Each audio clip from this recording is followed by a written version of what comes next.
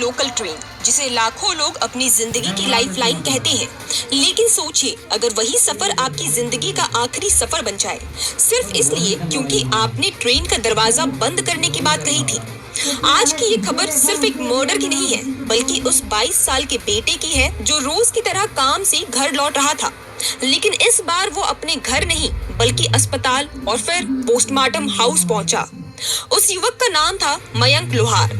महज 22 साल का मयंक एक सेल्समैन था, परिवार के सपनों का सहारा, घर की उम्मीद और एक ऐसा बेटा जिसके बारे में उसकी माँ कहती थी कि उसने कभी किसी से लड़ाई झगड़ा तक नहीं किया। लेकिन किस्मत ने उसके लिए कुछ और ही लिख रखा था। मंगलवार रात मयंक चर्च गेट से नाला सोपारा जाने वाली फास्ट लोकल ट्रेन के फर्स्ट क्लास कोच में सफर कर रहा था। बाहर तेज बारिश हो रही थी। इसी दौरान ट्रेन के दरवाजे को बंद करने को लेकर एक दूसरे यात्री से उसकी बहस हो गई। शुरुआत में ये सिर्फ कहा सुनी थी, लेकिन देखते ही देखते मामला इतना बढ़ गया कि कुछ यात्रियों ने आरोपी को धक्का दिया और मारने की कोशिश भी की। बताया जा रहा है कि इसी गुस्से में आरोपी ने अपने बैग से चाकू निकाला और भीड़ से भरी चलती ट्रेन के अंदर मयंक पर हमला कर दिया। हमला इतना अचानक था कि किसी को संभलने का मौका तक नहीं मिला। मयंक वहीं ट्रेन के फर्श पर गिर पड़ा और कुछ ही मिनटों में उसकी मौत हो गई। घटना के बाद जो वीडियो सामने आया, उसने हर किसी को झकझोर कर रख दिया है। वीडियो में आरोपी हाथ में चाकू लेकर आराम से ट्रेन के अंदर चलता हुआ दिखाई देता है, जबकि मयंक खून से लथपथ फर्श पर पड़ा हुआ था।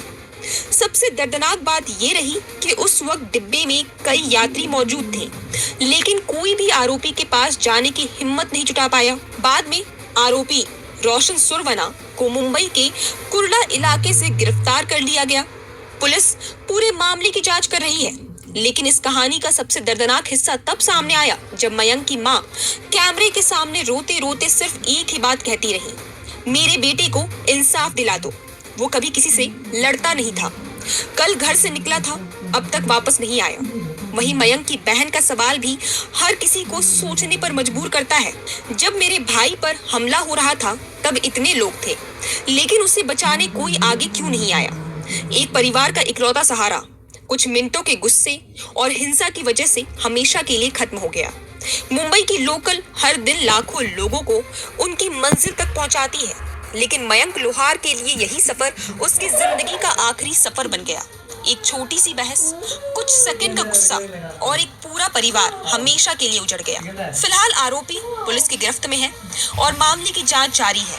आप इस घटना को कैसे देखते हैं? अपनी राय हमें कमेंट सेक्शन में जरूर दें। और